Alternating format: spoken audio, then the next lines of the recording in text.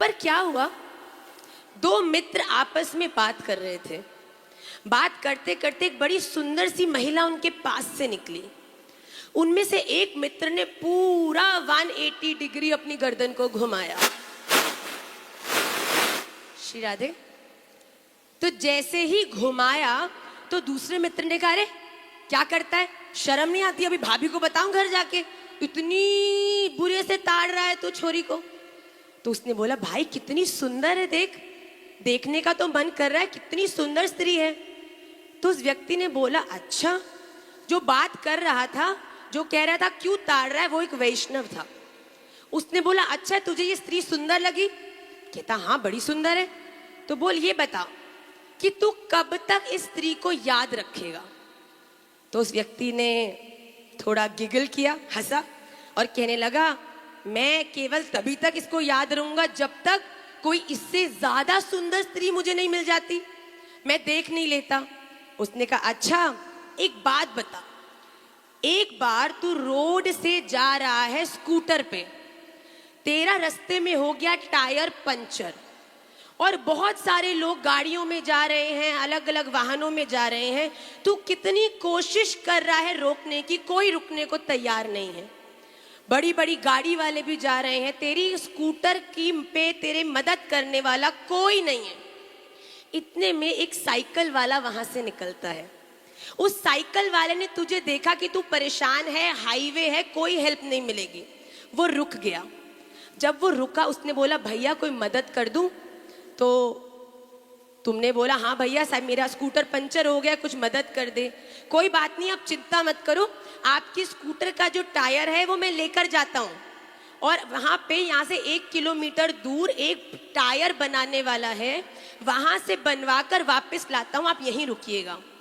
वो व्यक्ति जो ना आपको जानता है, ना पहचानता है, ना आपसे बिल्कुल भी परिचित नहीं है, उसने बिना किसी सेल्फिश इंटरेस्ट के आपका स्कूटर का टायर लेकर गया, उसको बनवाया, फिर वापस लाया और यहाँ तक नहीं, आपके उस टायर को लगाने में भी मदद करी। तो उस व्यक्ति के मुंह पे स्माइल आ गई, अच्छा ऐसे लोग भी होते हैं। तो उसने बोला, अब मुझे एक और बात बता कि तू इस व्यक्ति को कब तक याद रखेगा? कहता, भाई इतनी भीषण गर्मी, एक भी व्यक्ति मदद करने वाला नहीं, अपने भी 1-2 शायद गाड़ियों से निकल गए हो, किसी ने देखा भी नहीं, पर एक अनजान ने अगर बिना किसी मोह या अपने इंटरेस्ट के मेरी मदद करी, ऐसे समय पे उसको तो मैं अपने जीवन के आखिरी दम तक भी कभी भूलूंगा नहीं। तो उसने कहा, अरे भैया यही तो मैं तुझे समझाना चाह रहा हूं कि तू सुंदरता को कहां तक सीमित करके बैठा है, इस चमड़ी तक, इस साड़ी तक, इस शरीर तक, केवल उसके बाहरी परिवेश तक। अरे भैया ये तो सब क्षण भंगुर है। आप कितने भी, महाराज जी बड़ी सुंदर बात कहते हैं, देखो आज ना सेशंस में हम थोड़ा अपने भाव से तो बोलते हैं, पर गुरु के सामने चेले की कभी आवाज निकलती देखी है? आज हमारे हाथ कांप रहे हैं और हो सकता है कुछ उल्टा पुल्टा भी हम बोले, क्योंकि महाराज जी सामने बैठे। तो आप धैर्यता से सुनिएगा, बस हमको जज मत करिएगा आज। तो हम क्या सोचते हैं, महाराज जी कहते हैं जितना भी सुंदर आप बैंगन लाओ मार्केट से, बिल्कुल चकाचक चमक रहा हो, दूर से एक ग्लो मारता है, पर भैया अंत तो गतवा उसके गैस पे चढ़ाकर बनता तो उसका भरता ही है।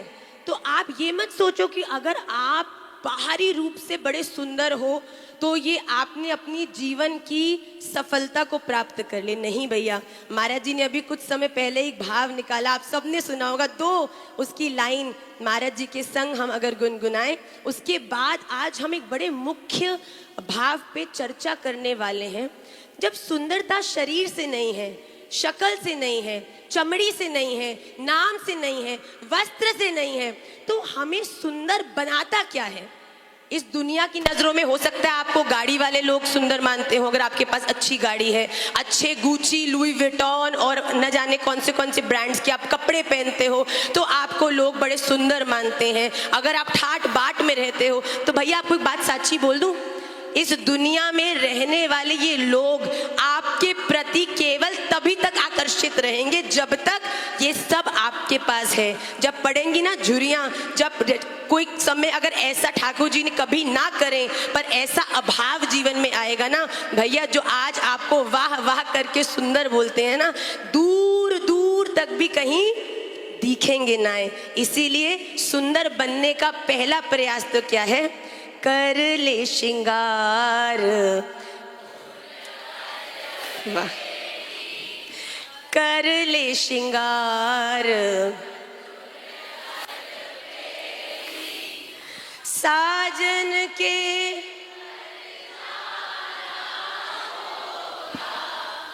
साजन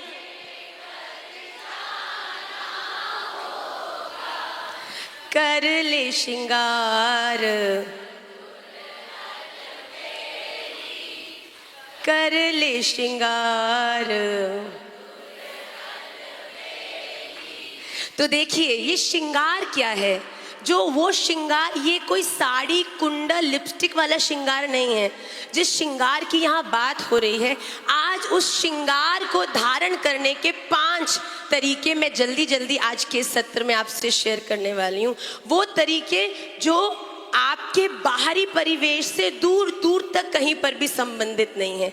वो तरीके जो आपको केवल तब तक सुंदर नहीं बनाएगा जब तक आप यूथ में हैं, तब तक सुंदर नहीं बनाएगा जब तक आप केवल अच्छी साड़ी पहने हैं, तब तक सुंदर नहीं बनाएगा जब तक केवल मेकअप धारण करे हैं। ये ऐसा श्रृंगार है जो आपको इतना सुंदर बना देगा कि यहाँ के लोग तो छोड़िए, हमारे निकुंज से श्री जी ठाकुर जी भी आकर बोलेंगे वापिस फिर, वापिस फिर। इसीलिए कर ले श्रृंगार।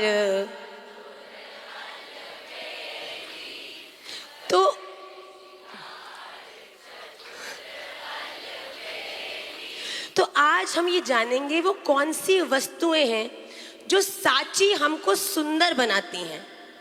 पहली चीज जो एक व्यक्ति को सदैव सुंदर बनाती हैं वो है सत्य।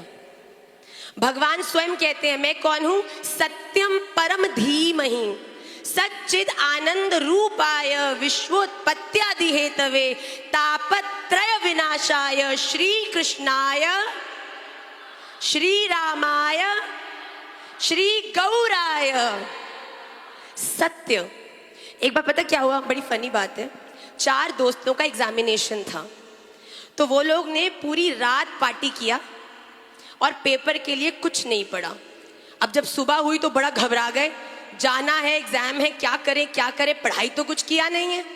तो चारों ने एक युक्ति बनाई कि हम टीचर के पास जाएंगे, कपड़े वपड़े फाड़ लेंगे और बोलेंगे कि हम तो कल गांव से आ रहे थे, हमारी गाड़ी पंचर हो गई, पूरा रास्ता गाड़ी को धक्का मारते आए हैं, इसलिए हम पढ़ नहीं पाए। टीचर के पास गए, टीचर के पास बड़े ऐसे माटी लगी हुई, किसी की पैंट फट रही, किसी की शर्ट फट रही, बड़े ही दुखी मुंह के साथ सब लोग टीचर के पास पहुंचे। टीचर ने बोला क्या हुआ? कह रहे मैम हम लोग कल आ रहे थे गांव से, गाड़ी खराब होगी, धक्का मार मार के पहुंचे हैं, बहुत तबीयत खराब हो रहा है, बड़ी दुर्दशा हुई। मैम ने कहा ओहो कोई बात नहीं बेटा, आज एग्जाम मत दो, 1 हफ्ते बाद इस डेट पर आके आप चारों का मैं अलग से एग्जामिनेशन ले लूंगी। चारों जैसी बड़ी दुखी, मुझे थैंक यू मैम, जैसी पीछे मुड़े दरवाजे से बाहर निकले, ये वाओ वी सक्सीडेड, मैम को बुद्धू बना दिया, हम लोग जीत गए। 1 हफ्ता पढ़ा, अब तो पढ़ ही लेंगे, अब तो फाइनल पेपर में पास हो ही जाएंगे। 1 हफ्ता चारों ने पढ़ाई करी, मेहनत करी। 1 हफ्ते बाद पेपर देने आए। टीचर ने क्या किया, चारों को अलग अलग क्लास में बिठाया और चारों को एक एक क्वेश्चन पेपर दिया। दूर से देखा क्वेश्चन पेपर में क्वेश्चन तो बड़े कम लग रहे हैं, कैसा क्वेश्चन पेपर है। तो पास जाके जब टीचर ने क्वेश्चन पेपर दिया तो उसमें केवल 2 क्वेश्चंस थे। पहला क्वेश्चन, आपका नाम क्या है? तुम्हारी नाम कोथाई, सॉरी डोंट जज my Bengali, Maharaj ji will do that. वो एक लाइन बोलने में आपको पता है कितनी मेरी उसके आगे भी एक लाइन थी जो मैं भूल गई, मैंने कहा अब री रिकॉर्ड नहीं करूंगी, आमी तुम्हारो भालोबाशी।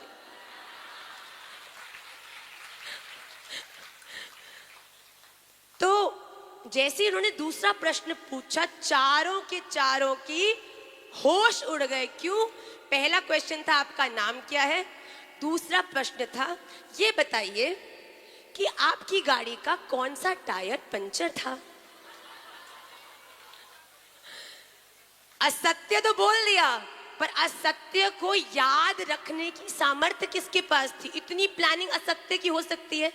आप झूठ को एक रफ आइडिया बनाते हो, मम्मा को बोल देंगे यहाँ फिसल गए तो बस ये हो गया, पर यही कोई 2 से तीसरा क्वेश्चन पूछ ले जिसकी आपने तैयारी नहीं की है तो बात पकड़ी जाती है। किसी ने लिखा फ्रंट लेफ्ट, किसी ने लिखा बैक राइट, और जैसे ही क्वेश्चन पेपर टीचर के पास आया वो समझ गई कि चारों ने झूठ बोला है, चारों को दंड दिया गया, 1 साल उनका वेस्ट कराया गया और फिर उन्हें पेरेंट्स को बुलाकर भी डांट पड़वाई गई। असत्य कितना बड़ा बोझ है। हम ये सोचते हैं आज झूठ बोल देते हैं तो इजीली फंस निकल जाएंगे। भैया, एक आपके द्वारा बोला हुआ झूठ आजीवन आपकी छाती पर बैठ जाता है कि मुझे ये याद रखना है कि मैंने ये झूठ इसको बोला था। महाराज जी बड़ी सुंदर बात कहते हैं, एक 80 साल की बूढ़ी भी अपने मायके से आए लोगों को देखकर रोने लगी जोर जोर से। तो सबने पूछा भैया क्यों रो रही है? कहती जब मैं 18 साल की थी शादी कराई मेरी, तो ये बोल के शादी कराई थी कि मैं मैट्रिक पास हूँ, मैं तो चौथी भी फेल हूँ। आज ये लोग गांव वाले आए हैं, किसी ने भी बता दिया कि चौथी फेल से शादी कैसे कर ली, बताओ मेरी क्या इज्जत रह जाएगी। बोला माई तेरे डेंचर तो बाहर आ रहे हैं, बाल तेरे सारे झड़ चुके हैं, अब कोई ना निकालेगा तुझे यहाँ से। पर बात कितनी गंभीर है, आप सब हंस रहे हैं कि एक छोटा सा 60 साल पहले बोला हुआ झूठ भी 80 वर्षीय महिला को रोने पर मजबूर कर देता है। सत्य बोलो ना, सत्य ये है मैं ये हूँ, मैंने आज सफेद साड़ी पहनी है, मैं आप सबकी सेवा करने के लिए वृंदावन से आई हूँ और ये मेरी सत्यता है। अगर मैं अपनी असत्यता को छुपाकर कुछ और बोलूंगी तो ये मुझे हमेशा डराएगा, हमेशा स्ट्रेस में करेगा, प्रेशराइज करेगा। और एक व्यक्ति जो अशांत है, जो सुखी नहीं है, जो डरा हुआ है, वो कभी भी सुंदर। तो पहली चीज जो हमको सुंदर बनाती है वो सत्य है। सत्य से डरना मत कभी, सत्य को फेस करो। हम अपनी दिमाग में चीजें बना के हम ये बोल देंगे तो ये हो जाएगा, वो हो जाएगा, मम्मी मारेगी, पापा करेंगे, ये करेंगे, वो करेंगे। अरे भैया एक बार बोल के तो देखो। कभी कभी बहुत सी चीजें ऐसी होती हैं जो हमने कल्पना भी नहीं की होती और उनका रिस्पॉन्स देख के हम सोचते हैं अरे इसको मैंने इतना ज्यादा मिस इंटरप्रेट किया। और चलो बुरा हो भी जाए, मार पड़ भी जाए, पर खत्म तो हुआ ना। 1 के बाद 2, 2 के बाद 3, 3 के बाद 10, 10 के बाद 20। एक झूठ को छुपाने के लिए कितने षड्यंत्र रचने पड़ते हैं, वो तो हम सब एक एक बार तो अनुभवी होंगे ही होंगे। तो पहली चीज जो आपको गोविंद की नजरों में सुंदर बनाती है, इस जीवन को सफल करने में आपके सहायक होती है, वो क्या है? क्या है? क्या है? दूसरी चीज जो आपके जीवन में आपको सदा के लिए सुंदर बनाती है वो है आपकी सरलता। महाप्रभु जी ने शिक्षाष्टक के 3 श्लोक में कहा है, तृणादपि सुनीचेन तरोरपि सहिष्णुना अमानी ना मान देन कीर्तनीयः। वाह निमाई पाठशाला, I am proud of you. कीर्तनिया कीर्तनिया कीर्तनिया, आप सबकी सदा जय जयकार हो। तो भगवान श्री चैतन्य महाप्रभु जी ने भी इस बात को स्पष्ट किया है, सरल। एक बार क्या हुआ, एक राजा की कोई संतान नहीं थी, उसकी केवल एक बेटी थी, उसके लिए भी कोई लड़का नहीं मिल रहा था। तो उसने क्या सोचा कि आज इतना ढूंढ लिया, कोई मिलता ही नहीं है, ऐसा करता हूँ, ये प्रण लेता हूँ, संकल्प लेता हूँ, कल सवेरे जो भी पहला व्यक्ति मेरे राज्य में घुसेगा उससे मैं अपनी बेटी की शादी करा दूंगा। अगले दिन सुबह सुबह सब ताक रहे कौन आएगा कौन आएगा। देखा कि एक भिखारी उस राज्य में प्रवेश किया। अब राजा ने संकल्प लिया था शादी तो करानी पड़ती। अब उस लड़के से अपनी बेटी की शादी करा दी, पर राजा के जीवन में धर्म था, इसीलिए वो लड़का बहुत अच्छा निकला। बहुत उसके जीवन में धर्म था, सेवा थी, सब कुछ था। तो वो लड़का ने बहुत अच्छे से राजा का कार्य संभाला, वरना उसने बहुत विचित्र चीज करनी शुरू करी, very very funny and very very rare. वो क्या था, वो जब भी कोई युद्ध जीत के आता, जब भी कोई बहुत बढ़िया काम करता, बड़ा काम करता, तो ना उसने एक खुफिया कमरा बना रखा था। वो वहां जाके थोड़ी देर बैठ जाता और बाहर निकलता, और किसी को भी उसके बारे में नहीं पता था। एक दिन किसी व्यक्ति ने देखा ये राजा हर बार कहाँ जाता है युद्ध के बाद, हम भी जाके देखें। चुपके से उसके पीछे गए और देखा कि एक कुटिया सी के अंदर, दरवाजे में, राजमहल के अंदर ही वो राजा किसी कक्ष में घुसा। तो सबको बड़ी खुजली मची, ये राजा जाता कहाँ, ये राजा के है क्या। सबके मन में बड़ी जिज्ञासा हुई। तो राजा से किसने, राजा जी इस कमरे के भीतर क्या है, आप क्यों जाते हैं, किसी को बंदी बना रखा है आपने, कोई अंदर है क्या इसके। राजा ने कहा मैं राजा हूं। राजा ने उसको डांट दिया। जब लोगों से पूछने पे राजा ने नहीं बताया तो क्या किया, रानी को बता दिया। रानी कहती अच्छा, क्या बोला, अंदर कोई लड़की छुपा रखी है, उनके पूर्व की कोई मित्र थी जिसको वहां रखा है, जिससे मिलने हर युद्ध के बाद अपनी विक्ट्री सेलिब्रेट करने जाते हैं। रानी को तो चढ़ गया आवेश, क्यों, कौन है वहां पर, अरे कोई नहीं है, नहीं लेके चलो लेके चलो। आज तक कोई पति तो पत्नी से देखो जीत तो पाए, हमारे ठाकुर जी स्वयं श्री जी के अधीन है। तो पत्नी ने बोला तो पति लेकर गया। जैसे ही दरवाजा खोला, पत्नी की हैरानी की कोई सीमा नहीं। क्यों, क्योंकि वो कमरा बिल्कुल खाली था। ऐसा कमरा था और उसमें कुछ नहीं था। सामने एक कील ठुकी हुई थी, उसमें कुछ कपड़े लटक रहे थे। रानी ने कहा ये कमरा खाली, कोई यहाँ नहीं है, जीना सा बल्ब जल रहा है, क्यों आप आते हो यहाँ। तो राजा ने बोला मैं आता हूँ अपने आप को याद दिलाने के लिए कि कहीं इस राज्य के ऐशो आराम, ऐश्वर्य, धन संपत्ति, यहाँ की विक्ट्री ने कहीं मेरा माथा खराब करके कहीं मुझे ये तो भुला नहीं दिया कि असलियत में मैं हूँ कौन। उस कील के ऊपर उस राजा के भिखारी बने वेश के वो फटे बदबूदार कपड़े लटक रहे थे, जिसमें बार बार जाके वो अपने आप को याद दिलाता था कि भैया मैं तो ये था, ठाकुर जी की कृपा से आज ये बन गया हूं, कहीं मैं ये तो नहीं भूला कि मैं असली में हूं कौन। मैं कौन हूं, ये शरीर हूं, ये नाम हूं, ये लिंग हूं, मैं कौन हूं। नाहम विप्रो न च नरपति नापि वैश्यो न शूद्रो नाहम वर्णी न च गृहपतिर्नो वनस्थो यतिर्वा किंतु प्रोद्यन निखिल परमानंद पूर्णामृताब्धे कोपी भरतु पद कमलयोर दास दासानुदासः।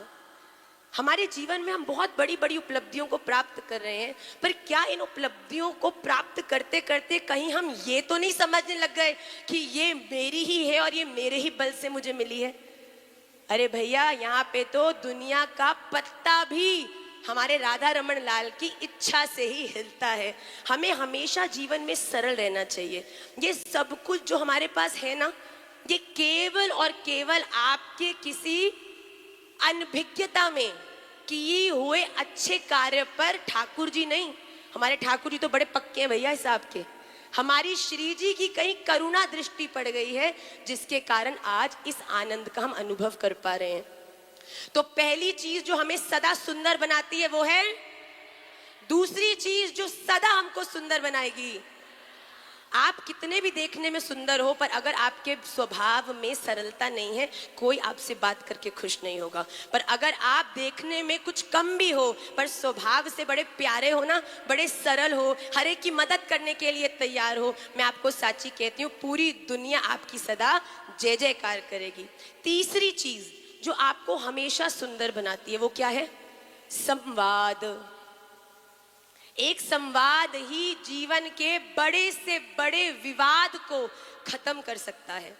एक कॉन्वर्सेशन, प्यार से एक कॉन्वर्सेशन, वो कॉन्वर्सेशन जो एज इट इज आपके फीलिंग को एक्सप्रेस करती है। पर हमारी प्रॉब्लम क्या है, हमको बात करनी ही नहीं आती, हमको तो सिर्फ कलेश और लड़ना आता है।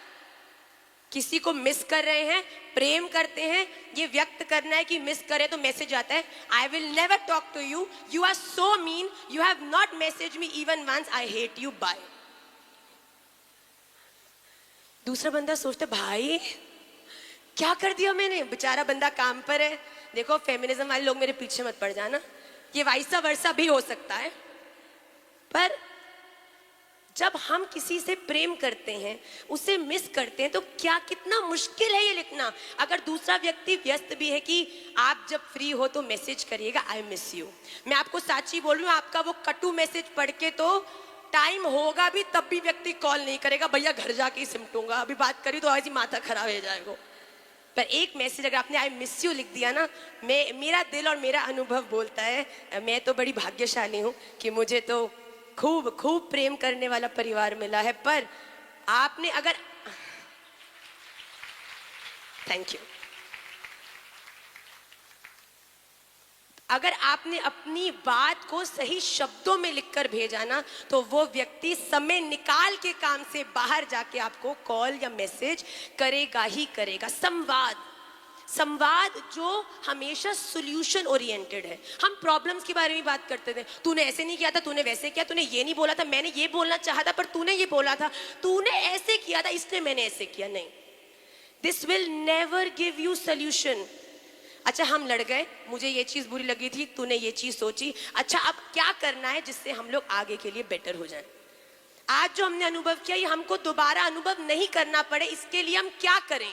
जब कॉन्वर्सेशन सॉल्यूशन ओरिएंटेड होगी ना, जब कॉन्वर्सेशन में, संवाद में जो प्रॉब्लम है उसका समाधान निकलेगा, तब आप फिर कह सकते हो कि अब मैं सुंदर हो चुकी हूं। क्यों? क्योंकि मुझे पता है दूसरे व्यक्ति को अपनी बात बतानी कैसे है।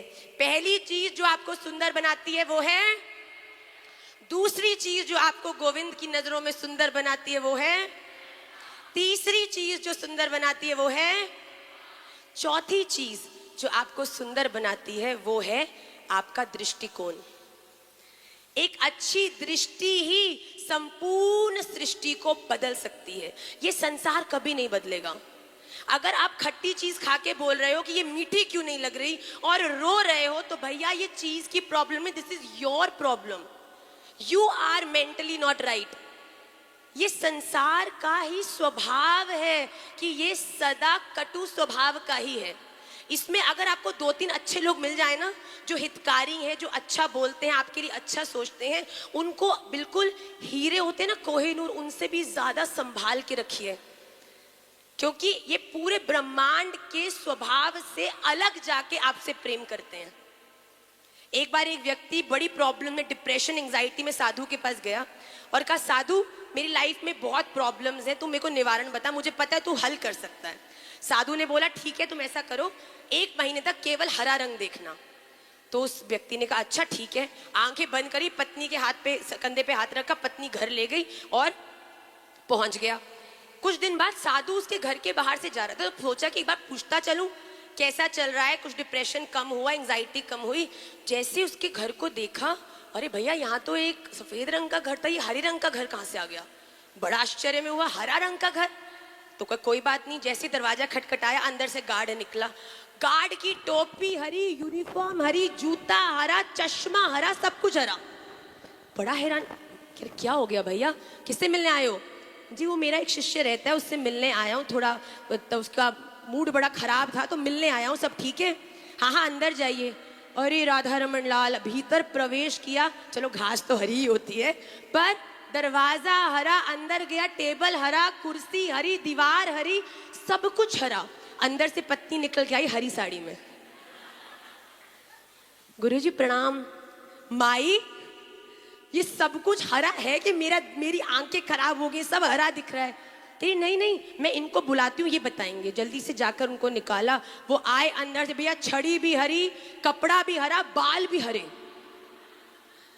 जैसे निकल के बाहर पहुंचे, कहते राजू ये क्या कर लिया तूने, सब कुछ हरा हरा। कहते गुरुजी आपने ही तो कहा था कि सब कुछ हरा पेंट कर दो, हरे के अलावा कुछ नहीं देखना। तो गुरुजी भी सिर पकड़कर बैठ गए। अरे महापुरुष, हरे रंग का चश्मा लगा लेता, काहे को पूरे ब्रह्मांड को हरा पुतने में लगा है। भैया आपके जीवन में कितनों को पोत लोगे?